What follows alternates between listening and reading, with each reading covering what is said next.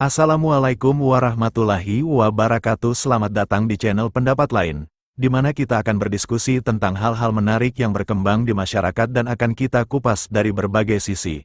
Selamat menyaksikan. Kali ini kita akan membahas tentang benarkah Nabi Isa alaihi salam tidak disalib, atau apakah beliau benar-benar mengalami penyaliban? Dalam pandangan mayoritas umat Islam di Indonesia, ada keyakinan yang kuat bahwa Nabi Isa alaihi salam tidak mengalami penyaliban. Pendapat ini merujuk pada Al-Quran Surah An-Nisa ayat 157, yang menyebutkan bahwa Allah telah menggantikan Nabi Isa alaihi salam dengan seseorang yang menyerupai beliau, sehingga penyaliban itu seolah-olah tampak terjadi. Namun, ada pendapat berbeda yang muncul dari pemikir Islam kontemporer, Syekh Imran Hosein, seorang eskatolog Islam kontemporer. Dalam bukunya berjudul Al-Masih, Dajjal dan Akhir Zaman, berpendapat bahwa Nabi Isa alaihi salam benar-benar mengalami penyaliban. Menurutnya, penjelasan ini juga dapat ditelusuri dalam beberapa ayat di Al-Quran yang menyinggung tentang bangsa Israel. Sebelum kita mendalami lebih lanjut pendapat beliau, penting bagi kita untuk memahami tentang tafsir substitusi yang mendukung pandangan bahwa Nabi Isa alaihi salam tidak disalib namun Allah menyerupakan seseorang dengan Nabi Isa alaihi salam. Pandangan ini telah menjadi terjemahan baku di Al-Quran yang banyak beredar di kalangan umat Islam hingga hari ini. Kelemahan tafsir substitusi dalam penyaliban Nabi Isa alaihi salam. Salah satu poin kritis dalam tafsir substitusi terkait penyaliban Nabi Isa alaihi salam adalah keberadaan sosok yang menyerupai beliau di Yerusalem pada saat yang penuh ketegangan tersebut. Mari kita telah beberapa poin kelemahan dalam argumen ini. 1. Ketidakmungkinan keberadaan sosok yang mirip. Jika memang ada seseorang yang begitu mirip dengan Nabi Isa alaihi salam saat itu, maka sangat mungkin sosok tersebut akan menarik perhatian banyak orang. Kita bisa bayangkan, berita tentang sosok menyerupai Nabi Isa alaihi salam pasti akan menjadi perbincangan utama di kalangan masyarakat Yerusalem, karena pada saat Nabi Isa alaihi salam memasuki Yerusalem, beliau disambut oleh banyak kerumunan dari bangsa Israel. Bila sosok yang mirip itu ada sebelum peristiwa penyaliban terjadi, pasti sosok itu akan dikenali oleh banyak orang dan pastinya sosok tersebut memiliki nama. Namun, fakta sejarah menunjukkan bahwa tidak ada laporan atau catatan yang mendokumentasikan kehadiran sosok serupa ini. Bagaimana mungkin sosok ini bisa muncul secara misterius tepat ketika Nabi Isa alaihi salam menghadapi penyaliban? Dari mana ia berasal? Apakah ia jatuh dari langit? Pendukung teori substitusi memahami bahwa Allah menciptakan sosok yang mirip dengan Nabi Isa alaihi salam, tepat sesaat sebelum penyaliban itu terjadi. Pemahaman ini mungkin berkaitan dengan Injil Barnabas versi bahasa Italia, yang muncul sekitar abad ke-16 sampai 17. Dalam Injil ini disebutkan bahwa Yudas Iskariot diubah oleh Allah untuk terlihat seperti Nabi Isa alaihi salam, namun, penggambaran ini sangat dipertanyakan, karena Injil Barnabas sendiri tidak diakui oleh mayoritas umat Kristen dan beberapa kalangan Muslim, dikarenakan ini adalah dokumen yang sama yang menyatakan bahwa Al-Masih akan datang dari keturunan Ismail, bukan dari keluarga Imran. Pemirsa, kami yang budiman, kita harus mencatat bahwa Surat Barnabas, yang merupakan dokumen yang jauh lebih tua dan dalam bahasa Yunani, tidak menyebutkan orang yang mirip dengan Nabi Isa alaihi salam disalibkan untuk menggantikan beliau. 2. Kontradiksi dengan ayat Al-Quran yang lain. Tafsir substitusi, yang banyak diterima oleh umat Muslim, termasuk di kalangan cendekiawan, seakan-akan mengklaim bahwa satu individu bisa menggantikan individu lain dalam menanggung beban dan dosa. Namun, ada pertanyaan besar yang muncul. Apakah teori ini sesuai dengan keadilan mutlak ilahi yang tercantum dalam Al-Quran? Dalam surah Al-An'am ayat 164, Allah berfirman, "Katakanlah Muhammad, apakah patut aku mencari Tuhan selain Allah, padahal dialah Tuhan bagi segala sesuatu. Setiap perbuatan dosa seseorang, dirinya sendiri yang bertanggung jawab, dan seseorang tidak akan memikul beban dosa orang lain." Dari ayat ini, kita bisa memahami bahwa prinsip dasar keadilan dalam Islam adalah tanggung jawab individu atas perbuatannya. Tidak ada jiwa yang akan menanggung beban orang lain, setiap amal, baik dan buruk, akan kembali kepada pelakunya sendiri. Tafsir substitusi seolah-olah menggambarkan situasi di mana seseorang dapat mengambil alih beban dari orang lain. Dalam konteks ini, Saat membahas tentang Nabi Isa alaihi salam, kita dihadapkan pada sebuah pertanyaan etis yang mendalam. Apakah mungkin Allah yang Maha Adil akan membuat seseorang, yang tidak diketahui asal-usulnya, menanggung beban seorang Al-Masih? Namun demikian, meskipun tafsir substitusi menjadi pandangan yang dipegang oleh mayoritas Muslim di Indonesia, banyak aspek dalam argumen tersebut yang tampak lemah dan menghadirkan sejumlah pertanyaan mendasar. Sekarang, mari kita masuk kepada pendapat Syekh Imran Hosein yang menjelaskan di mana Nabi Isa alaihi salam benar-benar disalib. Syekh Imran Hosein selalu menekankan kepada para audiensnya untuk tidak mengisolasi satu ayat dalam Al-Quran lalu berusaha membuat kesimpulan dari ayat itu.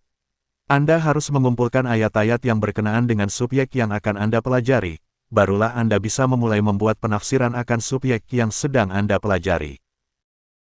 Dan beliau selalu mengingatkan untuk selalu mengatakan bahwa hanya Allah saja yang lebih mengetahui kebenarannya. Dalam hal ini mari kita lihat Al-Quran Surah An-Nisa ayat 157, yang merupakan rangkaian ayat yang dimulai dari An-Nisa ayat 153 hingga ayat 158. Yang menerangkan tentang sifat dan perilaku sebagian besar bangsa Israel yang selalu membangkang terhadap perintah Allah dan Rasul-Nya, sekalipun bukti-bukti yang nyata dari Allah telah mereka saksikan sendiri, namun mereka tetap membangkang. Sehingga Allah akhirnya menghukum mereka atas perbuatan mereka sendiri. Dari rangkaian ayat tersebut, bisa kita pahami bahwa Allah menghukum bangsa Israel, dikarenakan perbuatan-perbuatan mereka yang dilakukan secara sengaja dan sadar. Perbuatan yang dilakukan secara sengaja dan sadar pastilah sebelumnya ada niat di dalamnya. Sebagian besar rabi dan pengikut mereka yang menolak Nabi Isa alaihi salam sebagai Al-Masih, telah lama memiliki niat untuk menyingkirkan Nabi Isa alaihi salam. Namun mereka tidak dapat melakukannya dengan tangan mereka sendiri, karena hal itu dapat menimbulkan kerusuhan dan pertentangan dari para pengikut Nabi Isa alaihi salam. Tentunya mereka tidak ingin hal itu terjadi, karena hal itu akan mendapatkan perhatian dan perlakuan tegas dari penguasa Romawi yang saat itu menguasai wilayah Yudea. Mereka pernah berusaha menjebak Nabi Isa alaihi salam dengan cara menghadirkan seorang wanita pezina ke hadapan Nabi Isa alaihi salam dan meminta beliau untuk menjatuhi hukuman terhadap wanita pezina itu. Namun upaya dan jebakan mereka gagal karena saat itu Nabi Isa alaihi salam tidak menjatuhkan hukuman kepada wanita pezina itu seperti yang diharapkan oleh para rabi. Maka, tatkala Judas Iskariot mengkhianati Nabi Isa alaihi salam, para rabi melihat kesempatan di mana mereka bisa menyingkirkan Nabi Isa alaihi salam, dan mereka bisa bebas dari tuntutan hukum yang berlaku saat itu serta tidak menimbulkan pertentangan dan kerusuhan dari para pengikut Nabi Isa alaihi salam. Maka para rabi dan penentang Nabi Isa alaihi salam, menyerahkan beliau kepada penguasa Romawi untuk dihukum walaupun dengan tuduhan dan bukti-bukti yang lemah. Narasi Al-Quran di Surah An-Nisa ayat 157 tidak salah. Karena secara kasat mata dan secara perbuatan, memang bukan bangsa Israel yang melakukan penyaliban dan pembunuhan terhadap Nabi Isa alaihi salam, melainkan tentara Romawilah yang telah melakukan penyaliban dan pembunuhan terhadap Nabi Isa alaihi salam. Yang menjadi pertanyaan adalah, jika yang melakukan penyaliban dan pembunuhan adalah penguasa Romawi, mengapa Allah justru menghukum bangsa Israel? Jawabannya ada di kalimat awal dari Surah An-Nisa ayat 157. Dan kami hukum juga karena ucapan mereka. Ucapan adalah perbuatan lisan yang mereka ucapkan secara sadar dan sengaja serta penuh cemoohan pula, dan perbuatan lisan itu telah membongkar niat jahat di hati mereka yang memang ingin membunuh Nabi Isa alaihi salam. Hal ini sudah cukup bagi Allah sebagai hujah untuk menghukum mereka.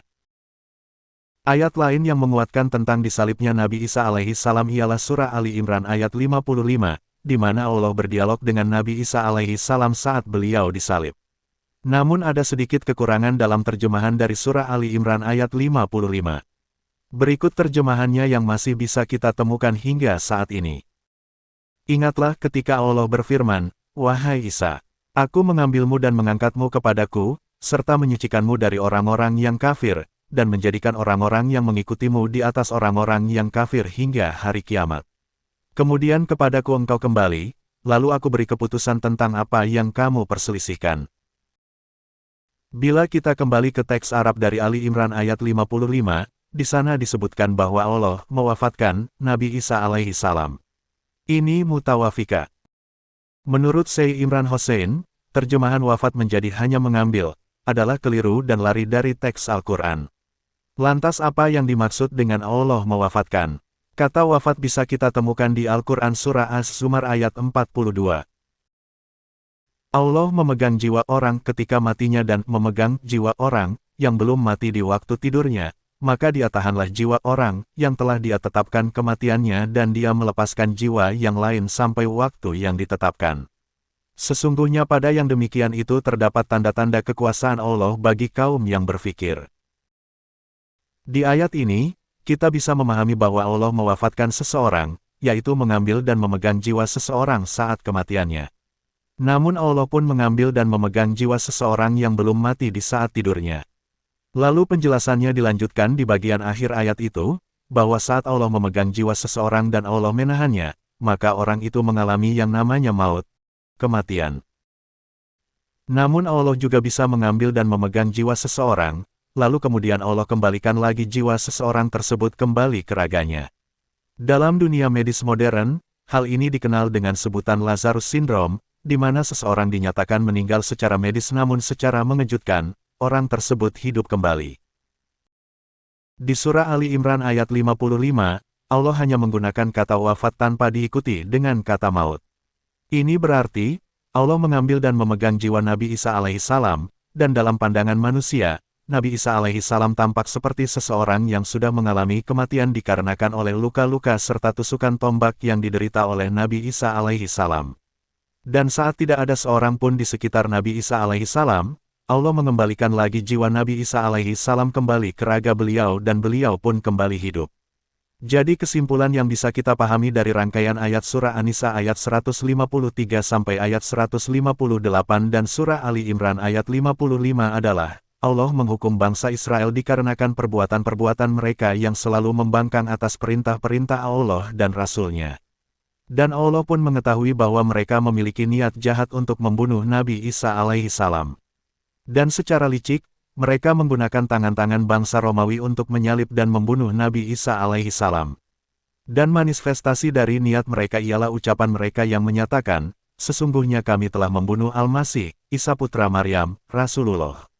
Maka atas ucapan itu, terbongkarlah niat jahat di hati mereka dan Allah pun kembali menghukum mereka.